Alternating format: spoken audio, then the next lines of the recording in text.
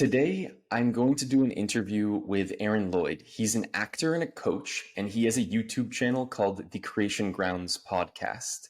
He interviews people like actors and producers and directors, as well as people who do behind the scenes things like special effects. And I asked him questions like how he started and grew the channel, as well as how he got top people to interview with only a small audience, as well as his advice for other YouTubers and content creators. So please join me and let's get started. Hi, Aaron. What's going on? Tim Snow, what's up, brother? Yeah, nothing much. Just hanging out, recording my first podcast. So we'll see how it goes. But The beginning having of fun greatness, still. man. Yeah, it was good catching up before we started the podcast. Aaron is a good friend. We went to college together. We're roommates. We've stayed in touch and dabbled in a few podcasts and business ventures. So I thought I'd have him on so we can get some insights and tips from him and ask him about his journey. So I guess we'll get into it now. How did you start your acting career? So my acting career started by accident back in third grade. I originally wanted to be a musician because my grandmother loved Louis Armstrong. She loved Earth, Wind, and Fire, things like that. And I thought I was going to play the trumpet. And public school system that I went to didn't have any trumpets in the budget, so I didn't so I didn't get to play the trumpet.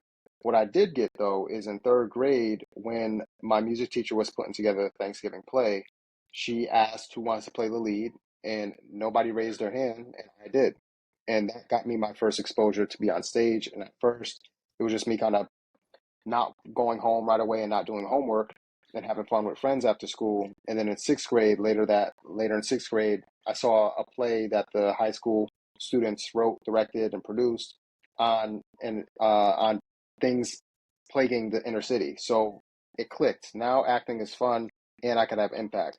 So once I started getting into high school, once I was ending high school, I said I wanted to keep doing this and I'd like to do this, even though practically I understand it's not the most feasible career. I went out on faith and I said, if I get into one school, I'll take that as my sign to go. Happened to get into UConn. Shout out to UConn. And I've been acting ever since. My first professional gigs were at CRT because that's a professional theater. And then my first TV gig was Blue Bloods in 2013. Awesome. Yeah, I Yep. think I watched you in one of your theater performances at UConn, at least one, if not like two, when we Yeah, were I think roommates. you saw Last Days of Judas Iscariot, I think. Yeah, yeah, that makes sense. Whatever was your senior year. Yeah. Good times. So, Aaron, what inspired you to start the podcast and the YouTube channel? So the podcast, the Creation Grounds podcast, came to be around the time that I forget what year it was particularly, but it was around the Oscar so white kind of thing. And at this time, there was a lot of kind of buzz about um, actors of color wanting more opportunities, wanting similar opportunities as white counterparts. And actually, the idea came in collaboration with you because I was discussing this with you on the phone, and you're like, well, why don't you start a podcast? Or like, if you have friends and things like that you think are talented, why not be part of the solution? And I love that because for me, in my mind, I there are challenges, there are inequities in the world for sure. That's true. And I also want to do everything I can to do my part to attempt to be part of the solution. And my way of being part of that solution is if I know talented actor friends, if I have talented actor friend family and things like that, why not interview them to help amplify and highlight and spotlight them on their journey? And that's how the Creation Grounds podcast has come to be. And we have 63 episodes. It's been on hiatus lately, but it's still up and around. Yeah, it's awesome. So you interview people with different like cultural backgrounds and from different countries and different races and things like that, and see how they've sort of fit into the entertainment industry, like the type of roles they've had and how they got them and how they can inspire other people that might be similar to them to find some sort of like niche in the industry or possibly even succeed in a huge way as a major Hollywood actor. Is that correct? That that's exactly right. And it's also evolved because as it's grown and the guests have improved, there's been other people that have either reached out or that I've been able to have on the podcast that are in the entertainment industry in general. So it's that's great. That's awesome. Were there any steps that you took to improve the content or your interview skills over time? like a certain regimen, or was it more just like as you did it, you got better at it and just maybe wrote a few things down to improve for the next one?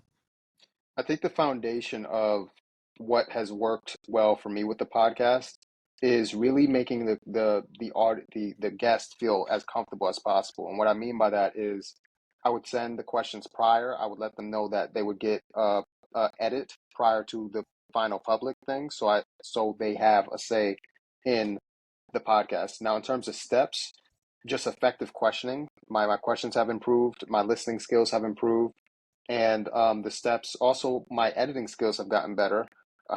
iMovie skills have gotten better. But in terms of a regimen, what I did is I would just literally reach out to people, reach out to friends, DM some people, talk to friends of friends to see if this person would want to come on, things like that. And once they did, I would research them, get as much information as I could on them. What are their interests? What do they bring to the table? What would they be interested in speaking about that could be of value to an audience? And really leaning into that. And that's kind of where I am with that. I don't know if I answered your question effectively though. No, I think that was good. So, step one is make the person feel comfortable. So, if it's someone who's not used to doing interviews, you might tell them that it's like, we can edit this, we can take certain clips out, we can put things in later, kind of clean up some of the sound and things like that. And then once they're comfortable with that, they can be um, better able to be themselves. They can maybe go out on a limb, maybe say something that could be a little controversial or like they're not sure about, because you can always take it out after, which I think is like huge for a podcast because you don't necessarily want gotcha questions and try to corner someone in and like ruin their career. Obviously, you want to put Exactly. them put them in a good like. The point of the episode is to educate the viewer, which I think you did a really good job. And then obviously getting better at the technical aspect makes things a little bit better over time. But probably just getting good guests on and making them feel comfortable and getting honest answers is going to produce the best product, which is That's great. absolutely right. And from a personal perspective, have you grown or improved personally or professionally as a result of doing the podcast? Like any unexpected things, maybe that's benefits that have come from the podcast?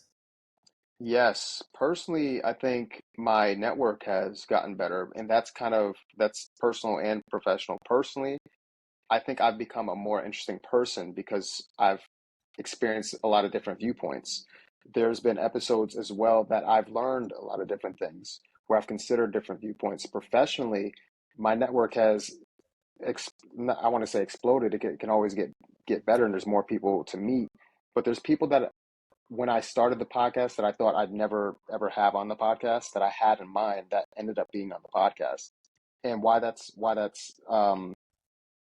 amazing to me is because when I started the podcast, I didn't really have a clear goal of like, I want this in order to. I was just doing it one to stay busy as a creative, to two put myself out there more and put my friends out there and really kind of play around with it and be creative, be in the mode of doing something to see what it evolved into and what it could continually evolve into if I continue to press in is kind of incredible. So like Pulitzer winners, I think I've had Broadway writers, somebody who's on Star Wars, Queen's Gambit, all kinds of different guests that have come on that have been really astounding to me. So it's been great. So it sounds like you grew your professional network, but it also was reinforcing staying in the acting industry, continuing to audition for yourself, given that the industry is very difficult. So maybe the connections as well as just like doing a monthly episode kept you focused on your own career outside of the actual podcast, but opening your eyes to like maybe different roles you could play or like angles you could take in the industry. Does that seem Yeah, that's a awesome? fair assessment. Yeah. Okay, cool. Um, are there any habits or tricks that have helped you keep making the episodes? And then, like, if you did fall off for a period of time, is there anything that kind of got you back into doing it after a period of maybe a few months or possibly a year of not being as consistent as you would like?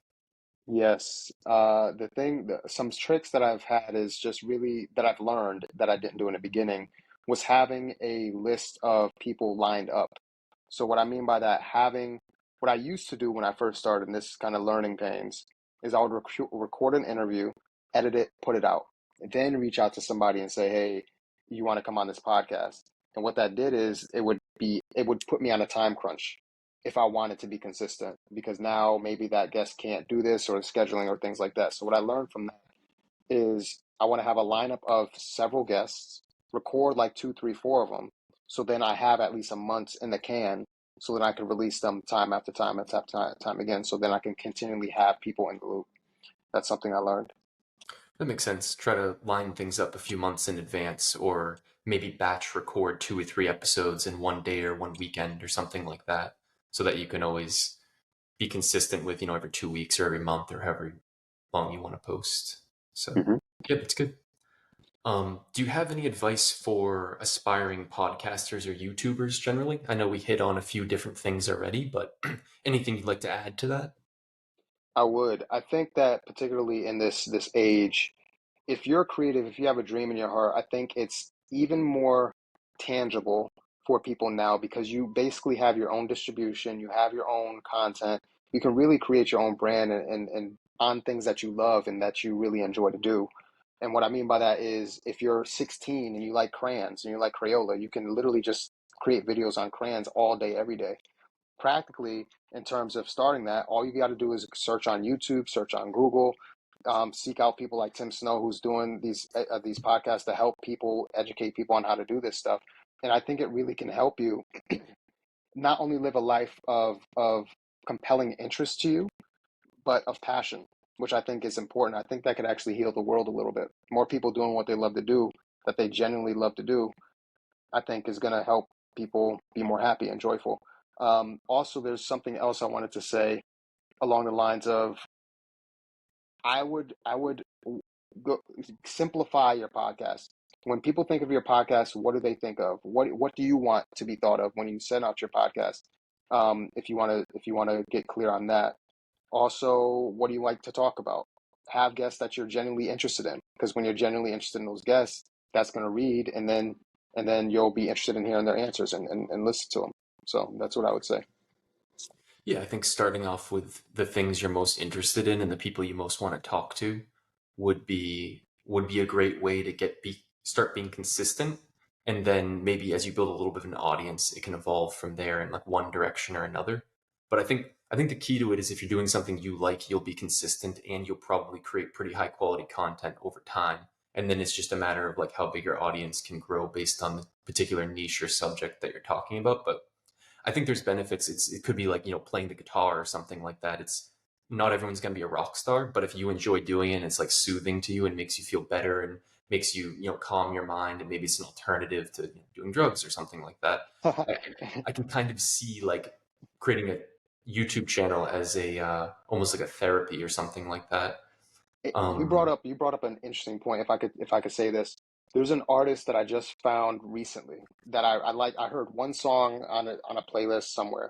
Never heard of her before. Really liked the song. Put the song in Apple Music, and then I searched this lady on YouTube. Her name's Tosh Sultana, I think. On YouTube, she had a YouTube channel where she was playing that song. It's so passionate. You can get chills and all this kind of stuff. And you see the beginning of her career before she was like famous or whatever she is right now, right? So I think that's cool too because let's say that you are putting out your content, people can go back to your beginnings and see where you were, and that can inspire them as well. So I just thought that was dope. yeah, for sure. I like that example. Um, is there anything that you're working on now that you'd like to share with the audience? Right now, my focus has really been on impacting people through my neural coding coaching as well as speaking. So I'm doing speaking engagements, actually speaking at UConn pretty soon. I've been speaking at some Ivy League institutions and coaching and as well as acting. So right now, I'm focused on creating a life of fulfillment and passion and helping people live more sustainable lives. And what I mean by that is helping people. I think with the strikes and the economy and all these things, I think it's more important for people to really have support, community, and really belief in themselves for what's possible. So that's what I'm focused on right now. Awesome. And yeah, audition trackers, if you are an actor or a creative, audition trackers is also something that you can look into. It's an organizational system done for you, organizational system that helps you track your progress and helps you understand what's working and what's not if you're into that kind of data analytics stuff. So if you're an actor and you do a bunch of different auditions, you can enter data into one app that kind of consolidates and picks up on patterns and helps someone be consistent with what they're doing and improve from one audition to the next. Exactly. And also help them understand who's calling them in and who's not. And what I mean by calling in is cast directors. Which cast directors do you have a relationship with, which don't? Okay, nice. Um, how can people follow or connect with you? Obviously, the Creation Grounds channel on YouTube would be a good one, but do you have any other social media or things like that? I do. Aaron Lloyd on Instagram. Aaron spelled ARRON LLOYD. I'm pretty active on Instagram. TikTok, I have a TikTok as well. Aaron S. Lloyd is that there. Facebook, you connect with me there. And YouTube is Aaron Lloyd. Awesome, perfect. Any closing thoughts? I'd say dare to make life your canvas and dare to make it beautiful. Awesome, love it. Cool. I really appreciate you coming on the podcast, Aaron.